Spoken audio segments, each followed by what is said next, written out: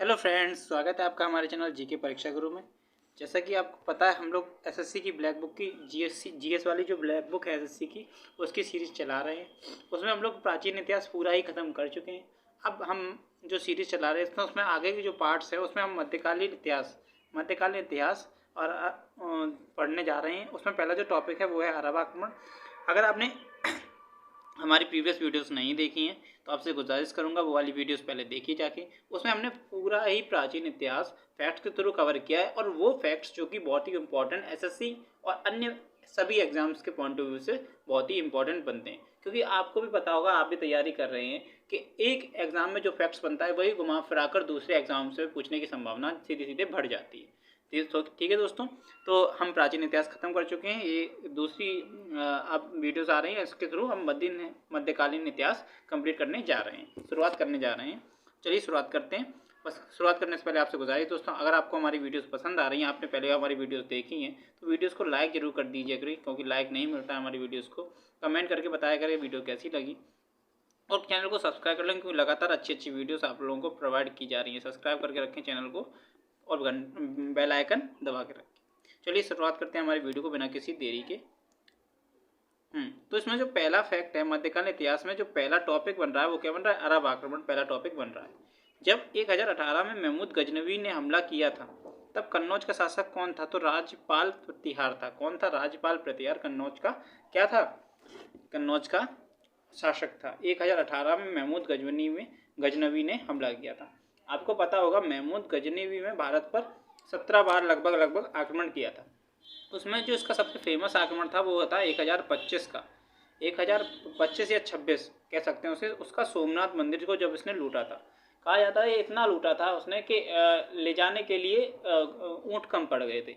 इतना सोना लूट के ले गया था सोमनाथ मंदिर पे। गुजरात में था सोमनाथ मंदिर। तो ये जो फैक्ट था पहला, मैं इसके आपको डिटेल डिस्कशन भी करता जाऊँगा साथ साथ में जो जो इम्पोर्टेंट फैक्ट बनते हैं। तो जो 1018 महमूद गजनवी 1018 में महमूद गजनवी ने हमला किया था, तब कन्नौज का शासन राजपाल प्रत्याहार था।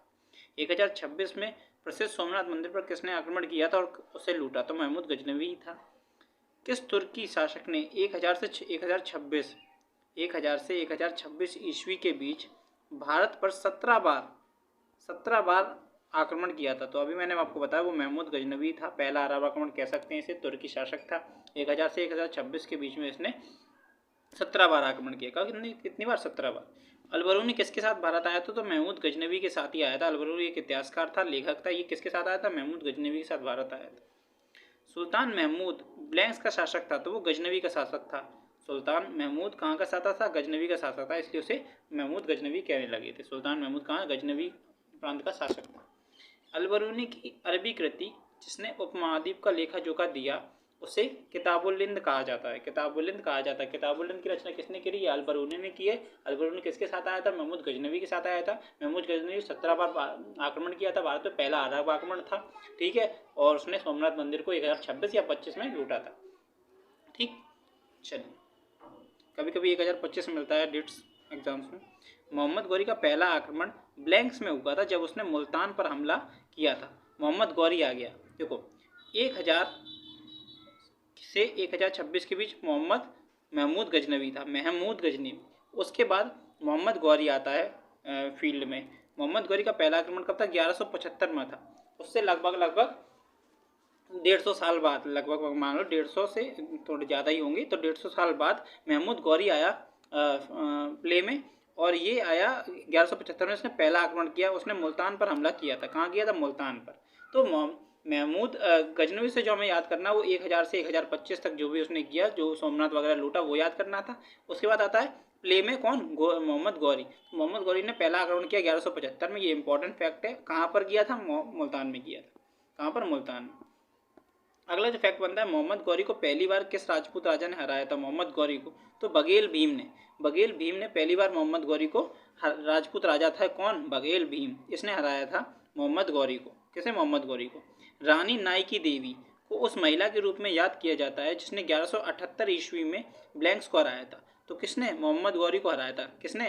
रानी नाइकी देवी ने। रानी नाइकी देवी ने। देखो, उस मोहम्मद गौरी ने पहली बार किस राजपूत राजा ने हराया था? मोहम्मद गौरी को पहली बार किसने हराया था? राजपूत राजा, तो वो थे बघेल भीम।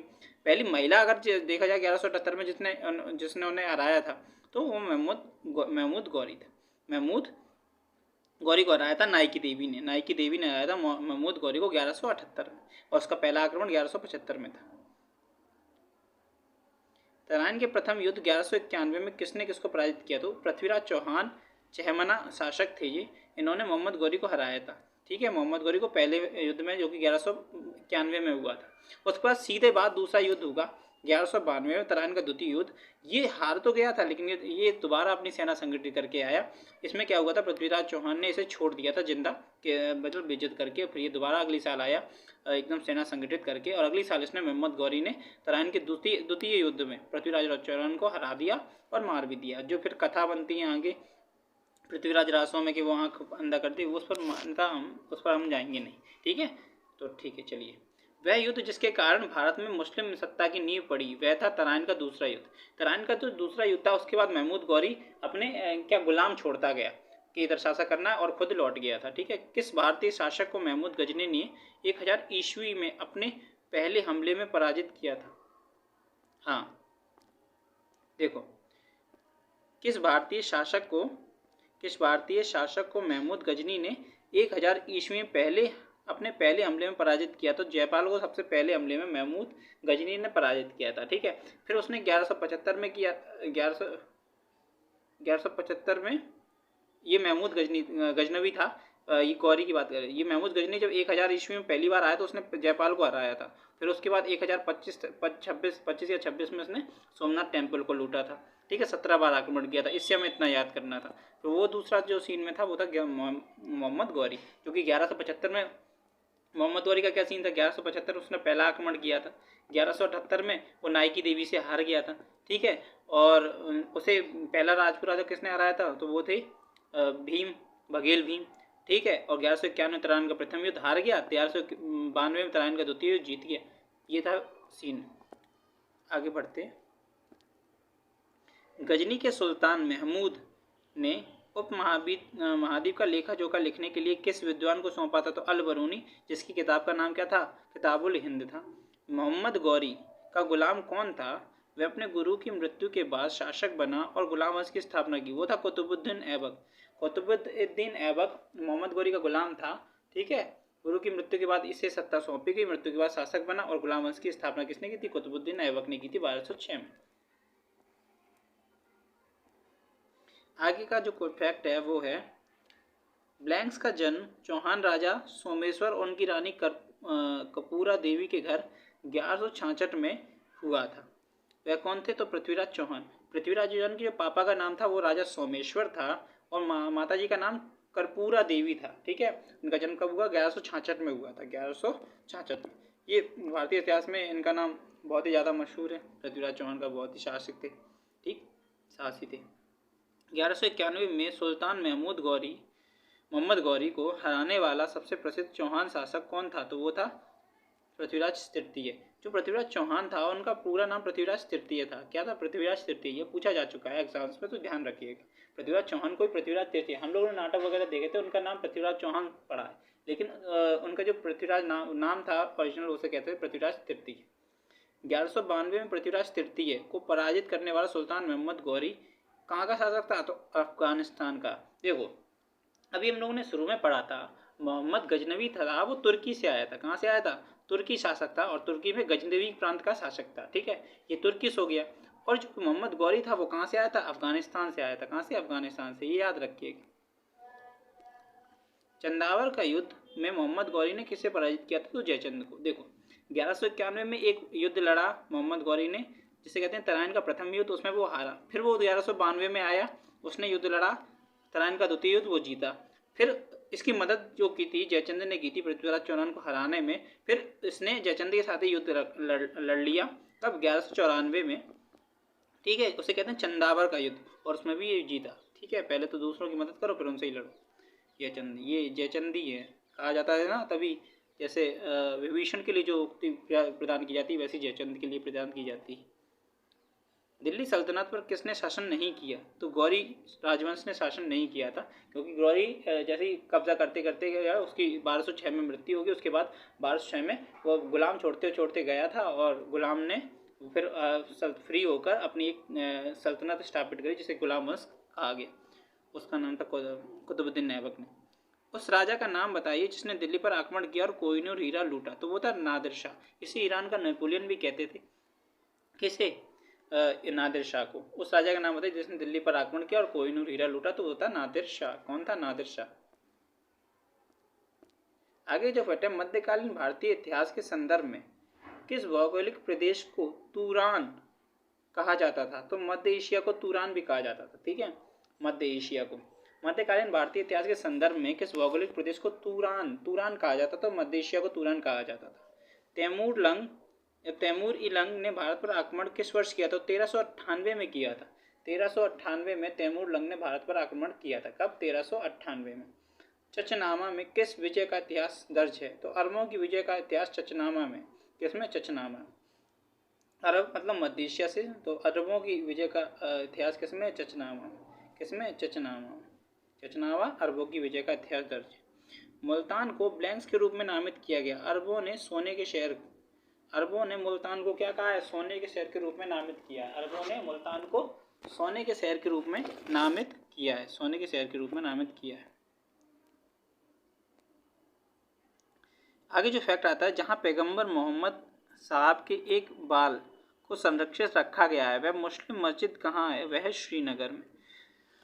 सॉरी दोस्तों, जहां पैगंबर मोहम्मद साहब के एक बाल को संरक्षित रखा गया है, वह मुस्लिम मस्जिद कहाँ है? तो वह है श्रीनगर में। कहाँ है? श्रीनगर में। असम राज्य का नाम उस जनजाति के नाम पर पड़ा है जिसने इस क्षेत्र पर विजय प्राप्त की थी। वो जनजाति कहाँ से आई थी? वो आई थी सियाम, अब थाईलैंड। सियाम जो कि थाईलैंड का पुराना नाम था, वहाँ से वह जनजाति आई थी और वहीं से इस असम राज्य का नाम क्या पड़ा? असम पड़ा। क्या पड़ा? असम। क्या पड़ा? असम। चलिए आगे वाले फैक्ट की ओर बढ़ते हैं।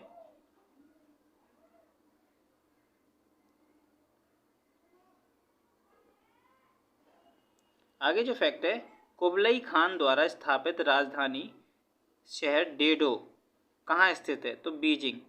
कुबलई खान द्वारा स्थापित राजधानी शहर डेडो कहाँ स्थित है? बीजिंग में। बीजिंग में स्थित है डेडो। कुबलई खान ने राजधानी बनाई थी डेडो, जो कि बीजिंग में स्थित है। आधा शासक चंगेज खां किस जनजाति के थे? शासक चंगेज खां किस जनजाति के थे? मंगोल के थे। मंगोल से मंगोलिया अभी भी है। शासक चंगेज खां किस जनजाति के थे? मंगोल। किसके अधीन मंगोलों ने 1219 में उत्तर पूर्वी ईरान में ट्रांसोक्सियाना पर आक्रमण किया? तो चंगेज खां। किसके अधीन मंगोलों ने 1219 में उत्तर पूर्वी ईरान में ट्रांसोक्सियाना पर हमला किया, आक्रमण किया? तो चंगेज खां के। नालंदा विश्वविद्यालय को नष्ट करने वाला मुस्लिम मोहम्मद बिन बख्तियार खिलजी था। कौन था? मोहम्मद बिन बख्तियार खिलजी था। ये रहा वो मोहम्मद बिन बख्तियार खिलजी। अब जो टॉपिक आता है वो मध्यकालीन इतिहास का भाग 2 दिल्ली सल्तनत स्टार्ट करते हैं। अरबों का आक्रमण हम पूरा देख चुके हैं। चलो बिना किसी देरी के स्टार्ट करते हैं। तो भारत के इतिहास में ब्लैंक्स के बीच अवधि को दिल्ली सल्तनत काल के रूप में जाना जाता है। तो वो है 1206 से 1526। 1206 में कुतुबुद्दीन ऐबक द्वारा दिल्ली सल्तनत की गुलाम वंश की स्थापना के साथ की गई और 1526 में जब पानीपत का प्रथम युद्ध हुआ, उसने बाबर ने मुगल वंश की स्थापना कर दी पानीपत का प्रथम युद्ध के साथ ही 1526 में। ठीक है, हमारा जो अगला फैक्ट है दोस्तों वो क्या है? सल्तनत काल 1206 से 1526 के दौरान कितने राजवंशों ने दिल्ली पर शासन किया? तो उसमें 5 राजवंश मुख्य था। तो पहला था गुलाम वंश जो कि 1206 से 1290 तक था। दूसरा था खिलजी वंश 1290 से 1320 तक था। तीसरा था तुगलक वंश जो 1320 से 1414 ईस्वी तक चला। और जो चौथा था वो था सैयद वंश 1414 से 1451 ईस्वी तक हुआ। और पांचवा था लोधी वंश और आखिरी वंश था लोधी वंश जो कि 1451 से 1526 तक चला। बाद में इसी के जो आखिरी शासक थे इब्राहिम लोधी, उसे बाबर ने पानीपत के प्रथम युद्ध में हरा दिया और मुगल वंश की नींव डाली। ठीक है, तो आगे बढ़ते हैं अगले फैक्ट की ओर दोस्तों। दिल्ली सल्तनत की स्थापना किस वर्ष हुई? तो 1206 में कुतुबुद्दीन ऐबक ने मोहम्मद गौरी की मृत्यु के बाद दिल्ली सल्तनत या गुलाब वंश की नींव के साथ ही दिल्ली सल्तनत की नींव पड़ी। किसकी पड़ी? दिल्ली सल्तनत की नींव। दिल्ली सल्तनत में राज्य और प्रशासन के संदर्भ में मुक्ति शब्द का क्या अर्थ था? तो मुक्ति शब्द का अर्थ क्या था दिल्ली सल्तनत के राज्य और प्रशासन में? एकता नामक भूमि अभिहस्तांकन का धारक था मुक्ति। एकता नामक भूमि अभिहस्तांकन का धारक क्या था? मुक्ति था। धारक क्या था? मुक्ति था। दिल्ली सल्तनत का शासन कब समाप्त हुआ? तो 1526 में दिल्ली सल्तनत का शासन समाप्त हुआ। दिल्ली सल्तनत का शासन कब समाप्त हुआ? 1526 में। 1526 में। दिल्ली सल्तनत की दरबारी राजभाषा क्या थी? तो फारसी थी। दिल्ली सल्तनत की दरबारी राजभाषा क्या थी? फारसी थी। उस भाषा का नाम बताइए जिसे मध्यकालीन काल के दौरान शिविर भाषा के रूप में नामित किया गया था। शिविर भाषा के रूप में नामित किया गया था उर्दू को। किसे? उर्दू को शिविर भाषा के रूप में नामित किया गया था। किसे? उर्दू को। आगे बढ़ते हैं तो अगला जो फैक्ट है वो है सल्तनत काल में किस कला का सर्वाधिक उत्थान हुआ था? तो वो हुआ था वास्तुकला। वास्तुकला का सर्वाधिक उत्थान हुआ था सल्तनत काल में। सल्तनत काल में अजमेर की सबसे पुरानी मस्जिदों में से एक 2.5 दिन का झोपड़ा नामक मस्जिद का निर्माण किस शासक ने करवाया था? तो वो करवाया था कुतुबुद्दीन ऐबक ने। 2.5 दिन का झोपड़ा मतलब 2.5 दिन में बनके तैयार ऐसा माना जाता है, इसलिए इसका नाम 2.5 दिन का झोपड़ा बनाया था। ये कुतुबुद्दीन ऐबक ने बनवाया था। भारत पर शासन करने वाला पहला मुस्लिम वंश कौन सा था? तो गुलाम वंश था। ठीक है, पहला मुस्लिम वंश भारत पर शासन करने वाला पहला मुस्लिम वंश गुलाम वंश था। मामलुक वंश भी कहते हैं उसे। 1206 से 1290 ईस्वी तक चला था। 1206 से 1290 तक उत्तर भारत पर शासन करने वाला वंश कौन सा था? तो गुलाम वंश था। दिल्ली की गद्दी पर बैठने वाली पहली और एकमात्र मुस्लिम महिला थी रजिया बेगम, जो 1235 या 36 में बैठी थी लगभग। ठीक है, और ये किसकी बेटी थी? ये बेटी थी इल्तुतमिश की बेटी थी। किसकी बेटी थी? इल्तुतमिश की बेटी थी। इल्तुतमिश के शासनकाल के दौरान दिल्ली सल्तनत की राजधानी कौन सी थी? तो थी दिल्ली। कौन सी थी राजधानी? दिल्ली थी। इल्तुतमिश के शासन के काल के दौरान सल्तनत की राजधानी क्या थी? दिल्ली। दिल्ली थी। दिल्ली की गद्दी पर बैठने वाली प्रथम भारतीय महिला राजिया सुल्तान की पुत्री थी। इल्तुतमिश की पुत्री थी, मैंने आपको बता ही चुका हूँ। फ़खर ए मुदब्बिर जो दिल्ली के सुल्तान इल्तुतमिश का समकालीन था, एक प्रसिद्ध क्या था? इतिहासकार था। फ़खर ए मुदब्बिर। फ़खर ए मुदब्बिर इल्तुतमिश के समकालीन एक इतिहासकार था। फ़खर ए मुदब्बिर। 1236 में सुल्तान इल्तुतमिश की पुत्री ब्लैंक सुल्तान बनी। कौन सी? रजिया सुल्तान बनी। रजिया सुल्तान क्या बनी? सुल्तान बनी 1236 में। मैं भी आपको बता ही चुका हूँ। आगे जो क्वेश्चन आता है वो है महारानी रजिया सुल्तान को किस किले में कैदी की तरह रखा गया था जब वह अपने विद्रोही जनरल मलिक इख्तियार उद्दीन अल्तुनिया से हार गई थी? तो किला मुबारक में। किला मुबारक में रखा गया था। किला मुबारक में रखा गया था जब ये मलिक इख्तियार उद्दीन अल्तुनिया से हार गई थी।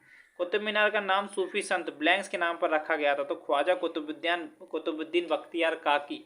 कुतुब मीनार का नाम सूफी संत ख्वाजा कुतुबुद्दीन बख्तियार काकी के नाम पर रखा गया था। शेख ख्वाजा कुतुबुद्दीन बख्तियार काकी की दरगाह कहाँ स्थित है? तो दरगाह कहाँ स्थित है? दिल्ली में। दिल्ली में इनकी दरगाह स्थित है। आगे जो आता है इल्तुतमिश के शासनकाल के दौरान सैन्य सेवा के लिए विशेष दास खरीदे गए जिन्हें बंदन के नाम से जाना जाता है। किसके नाम से? बंदन के नाम से दासों को जाना जाता है। आगे बढ़ते हैं। अगला जो फैक्ट है दोस्तों वह है किस दिल्ली सुल्तान ने अपने जन्म को महान जन्म बनाने के लिए प्राचीन योद्धा अफरासियाब के वंश का पता लगाया? तो बलबन ने।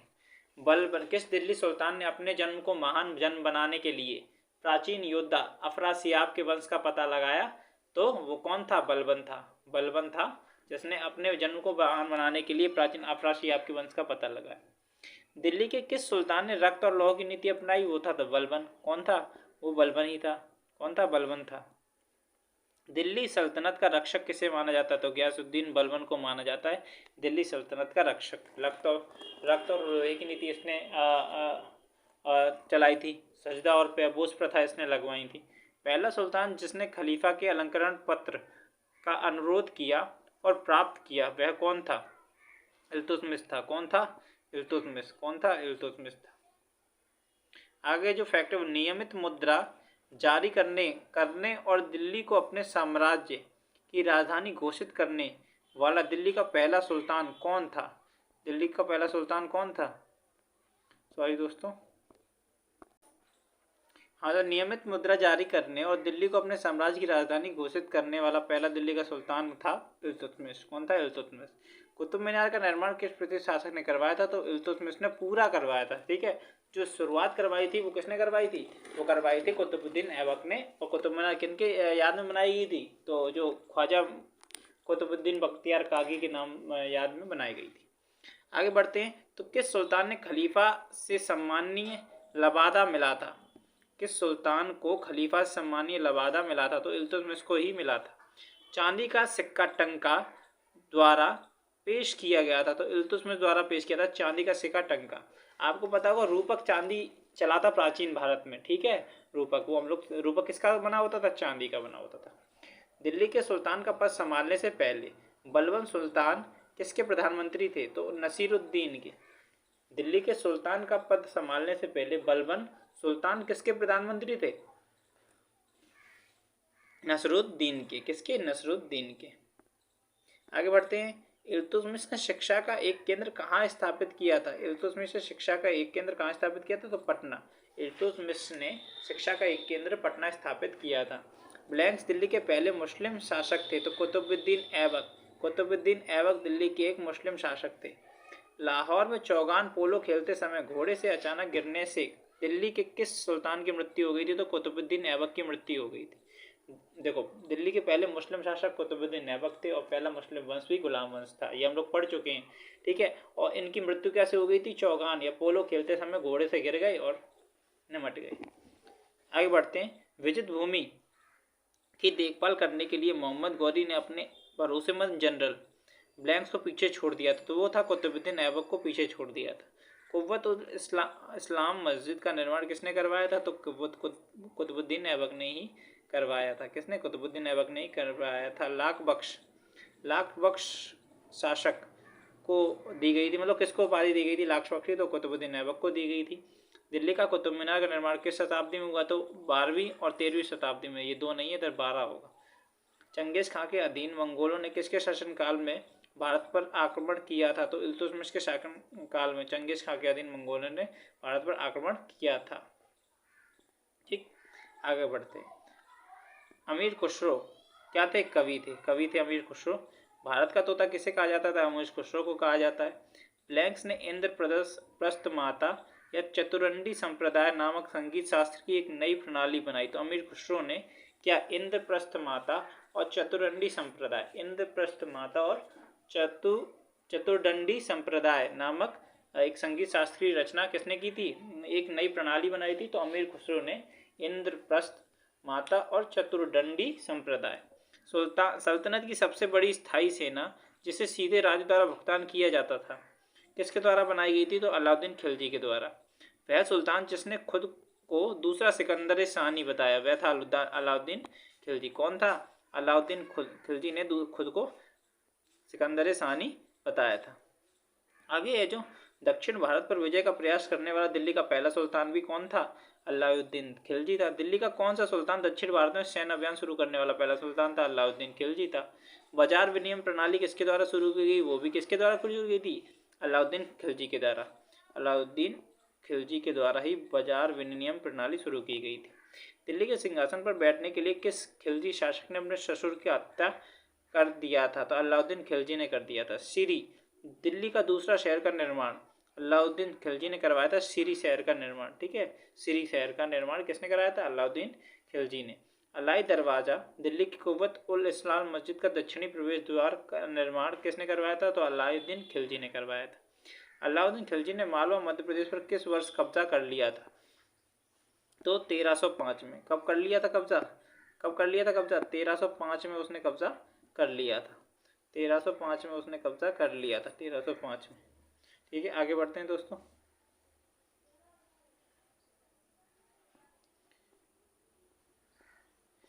हाँ, ब्लैंक्स पहला मुस्लिम शासक था जिसके साम्राज्य में लगभग पूरे भारत को उसके दक्षिणी अंत तक तय कर लिया था।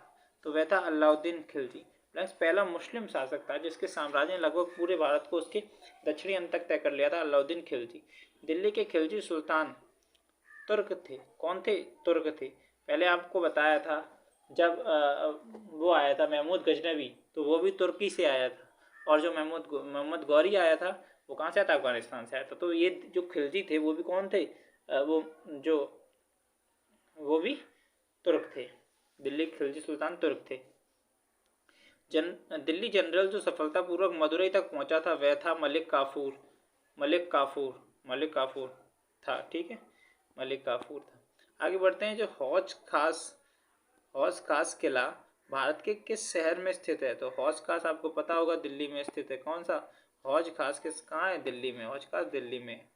अलाउद्दीन खिलजी के शासनकाल के दौरान अध्यक्षों में कौन सा एक था? तो गयासुद्दीन तुगलक था। तो अलाउद्दीन खिलजी के शासनकाल के दौरान अध्यक्षों में कौन सा एक था? तो गयासुद्दीन तुगलक था। जलालुद्दीन फिरोज खिलजी द्वारा स्थापित खिलजी या खिलजी वंश ने के बीच भारतीय उपमहाद्वीप के सबसे बड़े हिस्से पर शासन किया। 1290 से 1320 के बीच खिलजी वंश ने शासन किया था।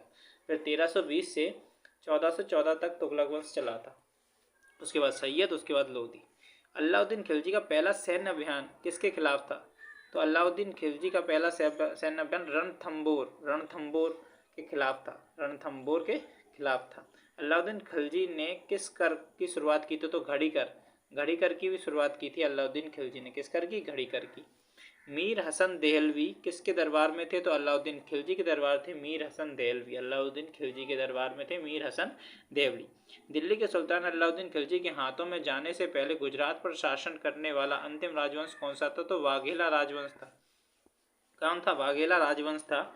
दिल्ली के सुल्तान अलाउद्दीन खिलजी के हाथों में जाने से पहले गुजरात पर शासन करने वाला अंतिम राजवंश कौन सा था? तो वाघेला राजवंश कर्णदेव था। वर्तमान में दौलताबाद, जहां मोहम्मद बिन तुगलक ने दिल्ली से राजधानी स्थानांतरित की थी, किसके निकट है? तो औरंगाबाद के निकट है। तांबे और पीतल के सिक्कों का उपयोग करने वाली सांकेतिक मुद्रा मोहम्मद बिन तुगलक द्वारा किस देश के उदाहरण पर आधारित थी? तो चीन के उदाहरण पर आधारित थी। ठीक। मोहम्मद बिन तुगलक ने अपनी राजधानी दिल्ली से देवगिरी दौलताबाद स्थानांतरित की थी।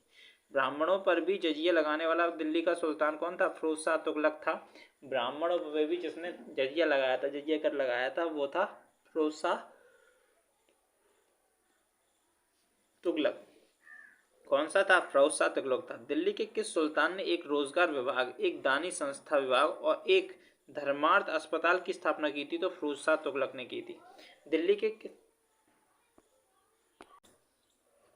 दिल्ली के कुल सुल्तान ने एक रोजगार विभाग, एक दानी संस्था और एक धर्मार्थ अस्पताल की स्थापना की थी? तो वह था फिरोज शाह तुगलक। आगे जो आता है कुतुब मीनार, जैसा कि हम वर्तमान में पाते हैं, अंततः किसके द्वारा फिर से बनवाया गया था? तो वो फिरोज शाह तुगलक के द्वारा बनवाया गया था, क्योंकि एक बार भूकंप में उसकी जो चौथी मंजिला थी वो टूट गई थी। उसके बाद उसने दोबारा मरम्मत करके बनवाई थी। मोहम्मद बिन तुगलक असफल रहा क्योंकि वह व्यवहारिक राजनेता नहीं था। किस सुल्तान ने सती प्रथा को प्रतिबंधित करने का प्रयास किया था? तो मोहम्मद बिन तुगलक ने सती प्रथा को प्रतिबंधित करने का प्रयास किया था। दीवाने कोही के नाम से जाना जाने वाला कृषि विभाग किसके द्वारा बनाया गया था? तो वो मोहम्मद बिन तुगलक के द्वारा बनाया गया था। दीवाने कोही किसके द्वारा बनाया गया था? मोहम्मद बिन तुगलक द्वारा बनवाया गया था दीवाने कोही कृषि विभाग। धनवानों का राजकुमार किसे कहा जाता है? तो धनवानों का राजकुमार कहा जाता था मोहम्मद बिन तुगलक को धनवानों का राजकुमार कहा जाता है। दिल्ली के किस सुल्तान को इतिहासकारों ने विरोधियों का मिश्रण बताया? तो मोहम्मद बिन तुगलक को ही विरोधियों का मिश्रण बताया था, और धनवानों का राजकुमार भी मोहम्मद बिन तुगलक ही था। 1329 से 1330 ईस्वी के बीच तांबे के सिक्कों में सांकेतिक मुद्रा किसने जारी की थी? तो मोहम्मद बिन तुगलक ने 1329 से 1330 के बीच तांबे और पीतल की सांकेतिक मुद्रा किसने जारी की थी? ठीक है। मोहम्मद बिन तुगलक ब्लैंक्स में कुशल था, दर्शन शास्त्र में।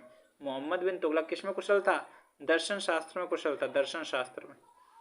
किस राजवंश ने सुल्तानों में सबसे लंबे समय तक शासन किया? तो तुगलक वंश ने सबसे लंबे समय तक शासन किया था। कब से कब तक? इन्होंने किया था 1320 से 1414 तक। ब्लैंक्स एक मोरक्को यात्री जो अपनी व्यापक यात्राओं के लिए जाना जाता है। 14वीं शताब्दी में मोहम्मद बिन तुगलक के शासनकाल के दौरान भारत आया था, वो था Ibn Battuta. Ibn Battuta Morocco यात्री था, ये आया था 14वीं शताब्दी में मोहम्मद बिन तुगलक के दरबार में, शासनकाल में। तैमूर ने किसके शासनकाल में भारत पर आक्रमण किया था? तो नसीरुद्दीन महमूद शाह तुगलक, ये तुगलक वंश का था शासक नसीरुद्दीन महमूद शाह तुगलक, इसके शासनकाल में तैमूर ने भारत पर आक्रमण किया था। तैमूर लंग द्वारा ब्लैंक्स ईस्वी में दिल्ली पर आक्रमण ने तुगलक साम्राज्य के अंत को चिन्हित किया। तो 1398 में तैमूर लंग ने दिल्ली पर आक्रमण किया और उससे पता लग गया कि अब तुगलक वंश का अंत निकट है। आगे जो है फैक्ट है, दिल्ली सल्तनत के सुल्तान ने अपनी राजधानी दिल्ली से आगरा स्थानांतरित की थी। तो तुगलक, दिल्ली सल्तनत के सुल्तान ने दिल्ली से आगरा स्थानांतरित करी थी राजधानी, तो तुगलक थे। ठीक, तुगलक वंश के बाद भारत में कौन सा राजवंश सत्ता में आया था? तो सैयद वंश आया था। किस दिल्ली सुल्तान ने इतिहास में पहली बार किसी मंगोल क्षेत्र पर कब्जा करने के लिए अभियान योजना बनाई थी? तो मोहम्मद तुगलक ने बनाई थी, मोहम्मद तुगलक ने।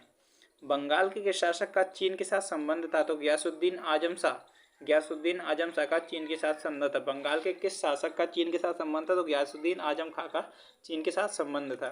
सैयद वंश की स्थापना किसने की थी? तो खिजर खान ने 1351 में की थी, 1451 में, नहीं 1414 में हुई थी सैयद वंश की स्थापना। खतौली की लड़ाई 1517 में मेवाड़ के राणा सांगा ने दिल्ली के सुल्तान किसे इब्राहिम लोदी को हराया और उसे कैद किया और फिरौती लेने के बाद उसे रिहा किया। तो खतौली की लड़ाई मेवाड़ के रांगा सांगा और खतौली की लड़ाई याद रखना। तो ये लड़ाई किसकी लड़ाई थी? खतौली की लड़ाई थी, जो कि इब्राहिम लोदी और राणा सांगा के बीच हुई थी, जिसमें 1517 में राणा सांगा ने दिल्ली के सुल्तान इब्राहिम लोदी को हराया और फिरौती देने के बाद उसे रिहा किया। 1517 में हुआ था खतौली की लड़ाई। उसके बाद जो आता है वो 1451 में लोदी वंश का संस्थापक कौन था? तो बहलोल खां लोदी था। 1451 में बहलोल खां लोदी, ये कौन था? 1451 लोदी वंश का संस्थापक। इब्राहिम लोदी दिल्ली का सुल्तान बना 1517 में। 1517 में इब्राहिम लोदी दिल्ली का सुल्तान बना और 1517 में ही खतौली की लड़ाई। लोदी वंश का अंतिम शासक इब्राहिम लोदी ही था। आगरा शहर का संस्थापक सिकंदर लोदी था 1504 में।